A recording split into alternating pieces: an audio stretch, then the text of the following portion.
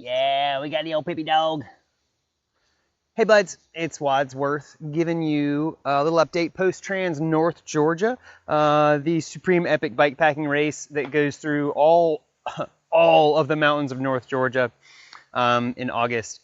That's not normally something in my radar, but you'll find out later this year why I was down there doing that and why it was a real proper spirit journey for me. So because of that, and because it was such a cool experience, I wanted to share my bike. I've gotten a lot of questions from you guys. You know, it's outside my normal scope, and so what's the deal with the bike? The stuff you know and love, Cannondale Scalpel, custom painted by Leah Gang Paintworks in Richmond, Virginia. I've been so thrilled with this bike, so impressed with this bike. Totally fresh machine, was the right choice for Trans North Georgia for me, 100%. I run mine with a 34 SL up front, which is a 130 travel fork, and then the Fox Float SL in 120 in the rear.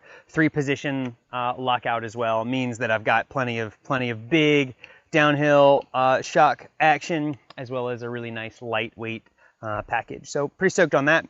Wheels were the Industry 9 Whisp, which is a Solix hub, and then their Whisp off-centered spoke pattern, offset spoke bed, carbon hoop. Honestly, couldn't be more pleased and impressed with the addition of the We Are One side of Industry 9. Really happy with that wheel set choice. And then, of course, wrapped in Maxxis tires, I went with the Ikon front and the Rekon Race rear with a liner, both max speed compound, 120 threads per inch, because conditions were expected to be pretty dry. Yeah, we always intend. Expected to be pretty dry, and because I know both these tires really well, I went with the Ikon and the Rekon Race. If I had been in a wetter condition proposal, we might have used an Aspen AT and an Aspen in the rear, and I think that would have been a baller setup as well.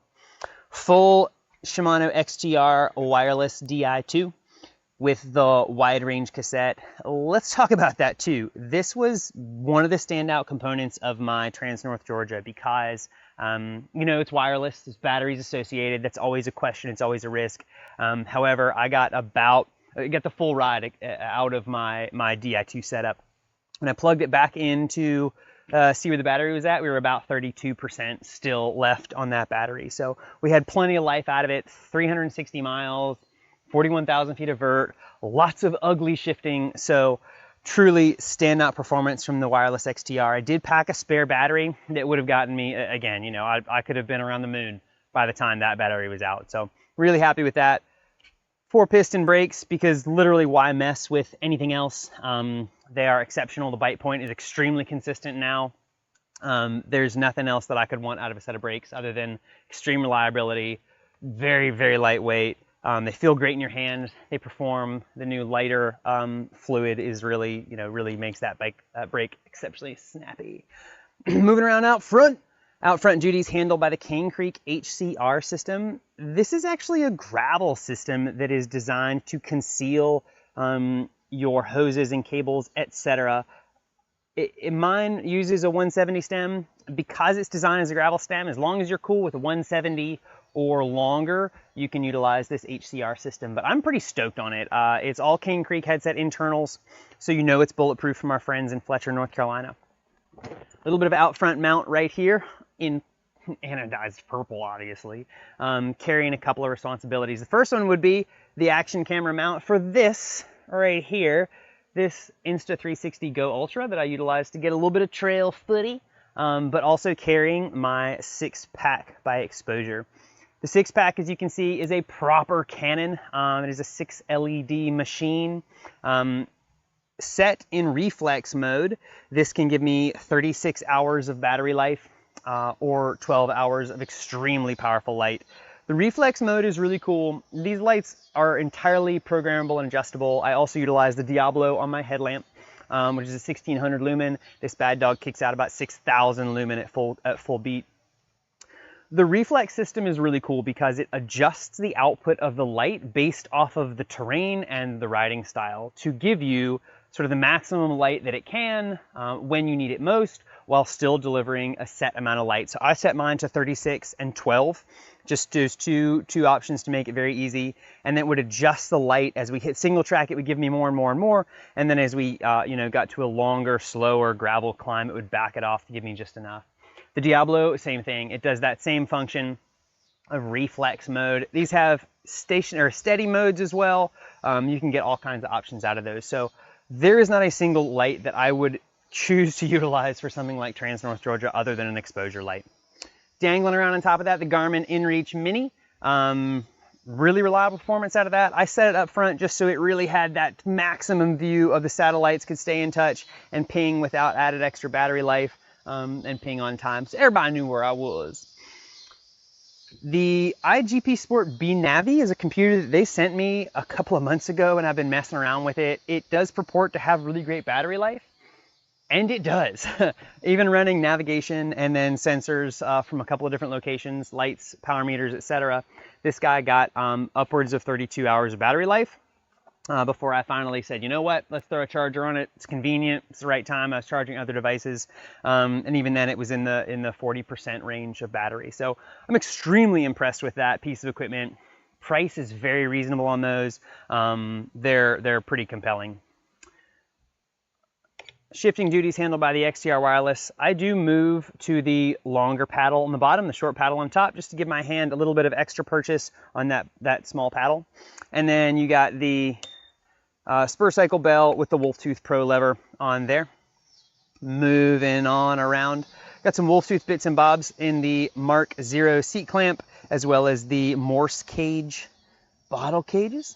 Everything that comes out of Wolf Tooth, super sorted, super reliable, just does the deed, which is the kind of stuff you want with bike packing. Let's talk about baggage, man. I'm not a big fan of throwing a bunch of bags on my bike, but for Trans North Georgia, this was the choice for sure. Keep things low, keep them centered. My pal Houston Skipper built this bag for me, custom to my Scalpel. As you can see, the wedge shape fits that while still giving me access to my shot. His wife Cynthia put these cute little charms on there. This one, of course, is for kicking butts. On the right side, the main channel, I kept my 2-liter water bladder. I also carried a 750-liter water bladder here, or water bottle there, and then I also carried 2 500-milliliter in a small cargo vest. So I had about 3 3/4 liters of water at any given time. Carried my Sawyer filter, so I filtered a couple of times as well as hit every opportunity for fluid. But then just that bladder sat in there and hosed over to here and just clamped onto my Nittany Mountain Works top tube bag. On the top tube bag, I carried kind of all the stuff that I would want right in front of me. So it might have been a charger, might have been my phone, it might have been other equipment or snacks or all kinds of good things. So that was kind of unintended space or unspecified space that I let be full of all kinds of goodies. Moving around back, Fox Transfer SL Post in 150 travel, just keep things rowdy.